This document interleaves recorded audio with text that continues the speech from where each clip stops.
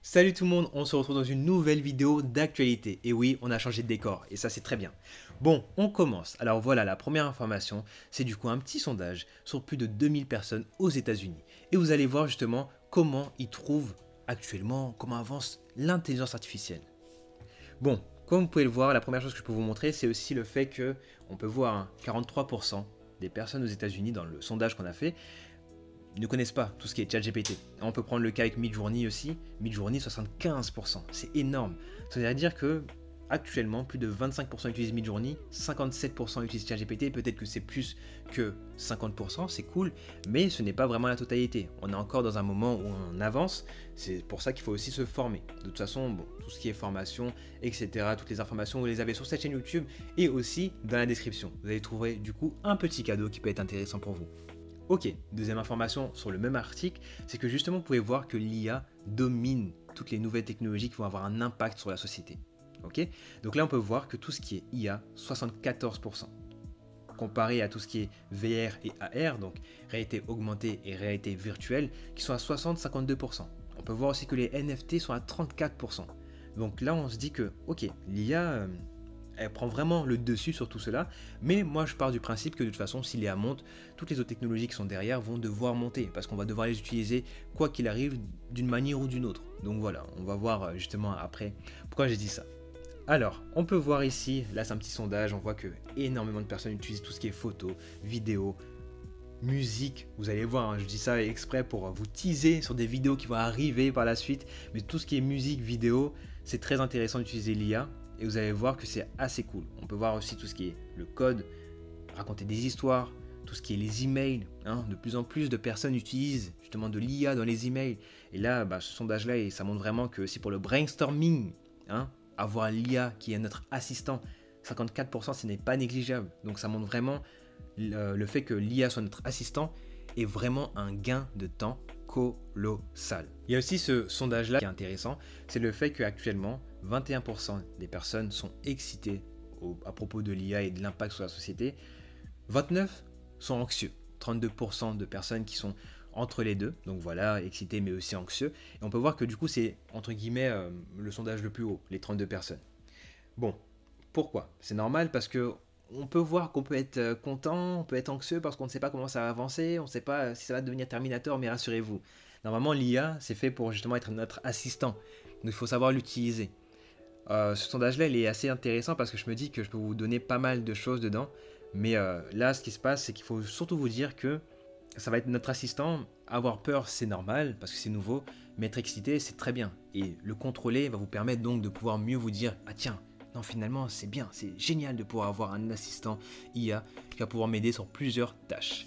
Bon, ce n'est pas fini parce qu'il y avait aussi une autre partie.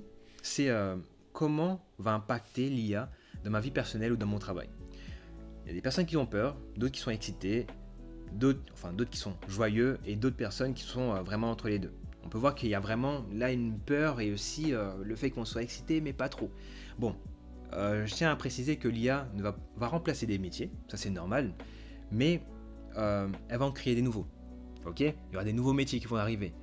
On peut aussi se dire que l'IA n'est pas faite pour remplacer un être humain, mais l'être humain qui utilise l'IA remplacera l'être humain qui ne l'utilise pas aussi. Donc ça c'est très important de garder ça en tête et de se dire qu'il faut vraiment se dire, bon ben voilà c'est mon assistant, je vais le prendre, je vais l'utiliser, et demain, si mon métier doit être amené à être changé, je vais pouvoir utiliser l'IA pour être à jour dans les nouvelles compétences que je vais devoir acquérir.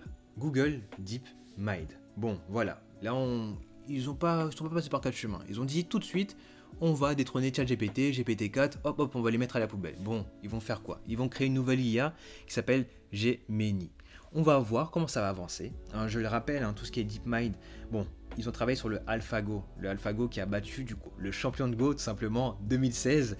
Donc, ce qui s'est passé, c'est qu'on va voir comment ça va avancer. Est-ce qu'ils vont réussir du coup à rattraper le retard qu'ils ont eu? On a vu avec Google Bard, comment ça avance.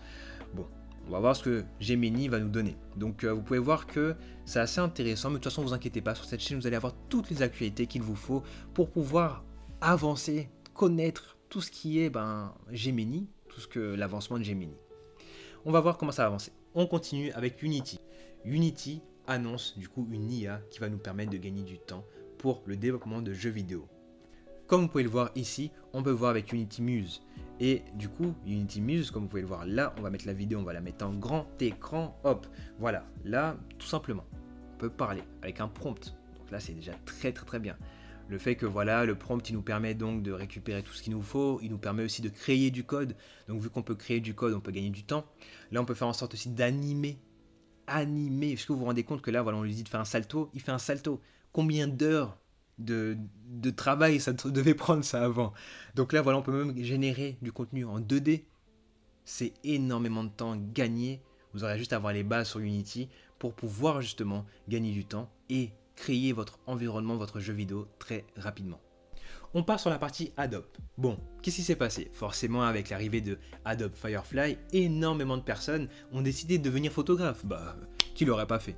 Bon, qu'est-ce qui s'est passé? Vous avez vu, Adobe a ce qu'on appelle Adobe Stock, où on peut acheter et vendre des photos. Le problème, c'est que justement, tout le monde pouvait commencer à vendre des photos, sauf que voilà, ils pouvaient prendre une photo qui était déjà faite en ligne, la modifier et la revendre. Donc il y avait un business dessus.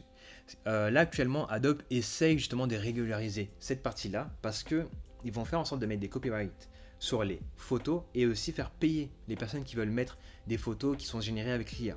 Parce que sinon, on allait vraiment partir sur une catastrophe où on n'allait pas savoir si les photos qu'on achetait étaient générées avec l'IA ou étaient vraiment faites par un être humain. Donc bon, là c'est très bien, c'est intéressant de se dire ça et on va suivre justement l'actualité de cette partie-là à venir. Vous allez avoir l'article dans la description si vous voulez avoir plus de détails. Bon, celui-là c'est aussi intéressant. Je vous ai parlé tout à l'heure de tout ce qui est partie NFT, etc. Là on voit que c'est du coup un QR code artistique. Bon, forcément, j'ai déjà liké et retweeté le post comme on fait d'habitude dès qu'on est sur Twitter. Et alors, pourquoi je vous en parle? Parce que, voilà, c'est généré avec l'IA. Le QR code a été généré avec l'IA. Maintenant, on peut voir que ça nous permet de rentrer dans un monde 3D. Vous avez vu? Donc tout ce qui est AR et VR. Donc ça, c'est intéressant. Et faut pas oublier que cette partie-là peut être intéressante aussi pour la partie NFT. Donc c'est pour ça que je vous ai dit que si l'IA monte, les autres technologies vont monter. Petit à petit, ça va monter aussi. Donc on va vraiment partir vraiment sur ce Web 3, vraiment grâce à l'IA qui va les pousser un petit peu plus. Donc c'est assez cool de voir l'avancement. Là on continue, j'ai bien aimé ce mème là, c'est pour ça que je vous le montre. Là on est sur Instagram, encore une fois, si sur Instagram vous pouvez me suivre directement. Vous aurez le lien dans la description. Là du coup c'est une collection des mèmes. Là c'est vraiment, on monte tous les différents mèmes, on les met vraiment dans un seul avec du coup Photoshop et l'IA, donc Generative Fly et qui est une fonctionnalité de Firefly. Là on peut voir que vraiment c'est assez cool de voir ça. Ça nous permet vraiment de créer avec différents types de photos un mème vraiment génial. Parce que là vous avez vraiment les mèmes les plus connus qui sont directement dessus. Wow. Et je trouve que franchement ça c'est vraiment intéressant de générer ça. Même là voilà vous pouvez voir que c'est assez marrant. Bon, Runway a du souci à se faire. Il y a Zero Scope qui est apparu. Donc là c'est du texte ou vidéo, hein. Je rappelle, Runway nous permet de faire du texte ou vidéo avec Gen 2 qui est apparu il n'y a pas longtemps. Mais là avec celui-là, vous pouvez voir que le résultat, il est assez cool quand même. De se dire que voilà, regardez ce qu'on peut créer. Là voilà, c'est les fonds sous-marins. Waouh, je me dis, c'est très bien fait. Runway a du souci à se faire. Mais bon, Runway est déjà très solide. Hein. Mais on va voir comment ça va avancer. Parce que vous pouvez voir que c'est un résultat qui est assez bluffant quand même. Ça fait assez peur, mais c'est bluffant. Et c'est les fonds sous-marins, voilà, on ne peut pas savoir comment c'est. Nous ne sommes pas y allés, mais c'est assez réaliste. Là, on peut voir, donc c'était l'effet avec les fonds sous-marins. Je peux vous montrer aussi le deuxième. Donc là, vous pouvez voir que vous pouvez accéder, vous pouvez le tester directement avec Hugging Face. Encore une fois, Hugging Face, créé par des Français. C'est très important de les soutenir. Vous pouvez voir aussi, donc là, on peut voir aussi Dark Vador en train de faire du surf. C'est très intéressant de voir ça. Et c'est fou de se dire que ça a été généré avec une IA très rapidement. Waouh, on est vraiment dans l'évolution. Celui-là, je voulais le garder. C'est Batman en version Matrix. Bon, ça justement, comme on fait d'habitude, on like et on retweet. Hop, ce qui se passe, c'est que voilà, moi j'ai voulu mettre cette partie-là parce que il y aura aussi des fusions. C'est beaucoup plus simple de faire des fusions plus rapidement avec ça. Tout ce qui est image généré avec Midjourney ou autre, tout ce qui est text to image, to vidéo ou image généré avec Runway ou Midjourney ou Stable Diffusion, etc. Ça va nous permettre de créer des fusions de deux univers différents. Et ça va vraiment aider la création artistique. Et je trouve que c'est assez cool. Hein, on peut voir que, oui, il y avait le défilé à New York où on pouvait tout simplement créer des créations avec des stylistes qui étaient déjà connus ou autres, et après les réaliser, mais j'en suis sûr que ça va continuer comme ça, dans ce sens-là. Il faut vraiment se dire, ok, est-ce que c'est pas le moment d'essayer de faire des mix de création et essayer de voir ce que ça peut donner. Je pense que ça peut être vraiment un point à prendre en compte et se dire, ah tiens, peut-être que je vais tester un mix de deux choses pour voir comment ça rend. Vous pouvez voir aussi là avec Toy Story. On peut voir aussi avec d'autres utilisations. Avec Star Wars et Retour vers le futur. Ça c'est très bien. Ben voilà, vous pouvez voir que c'est vraiment cool. De toute façon, vous allez pouvoir voir tout ça parce que je vais tout vous mettre directement dans la description. OpenAI décide de mettre des locaux à Londres, à côté de chez nous, à 2 heures de chez nous. Croyez-moi que je vais essayer d'y aller parce que voilà, j'étais à Londres il y a quelques temps. Vous allez voir la vidéo qui va sortir bientôt. Et je me dis, ah tiens, bon bah s'ils sont à côté, pourquoi pas essayer d'y aller? Je pense que ça peut être une bonne solution. Bon bah s'il y a une personne de OpenAI qui regarde cette vidéo, tu peux m'envoyer un petit message, ça serait cool.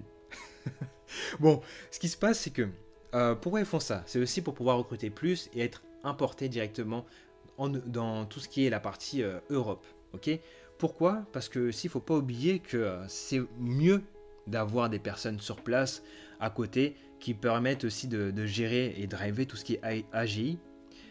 C'est assez intéressant de se dire que voilà, ils sont intéressés à s'exporter et vraiment du coup créer des équipes à l'international. Donc là, c'est vraiment intéressant de se dire que dans les quelques semaines, mois à venir, il y ait des possibilités qu'on puisse faire du content directement avec des personnes de OpenAI qui se trouvent à 2 heures de chez nous.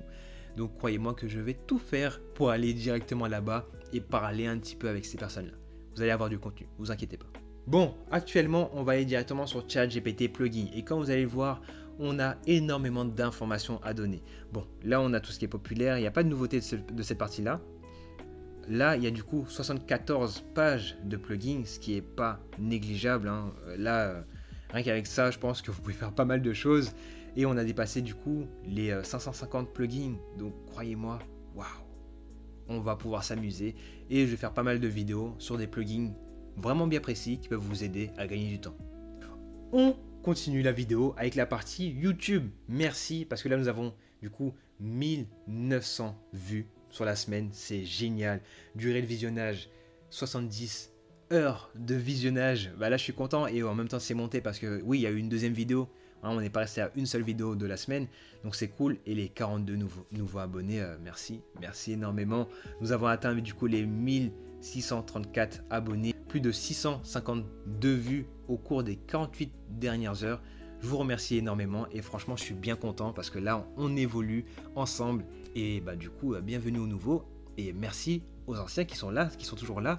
Ça fait vraiment plaisir de grandir avec vous.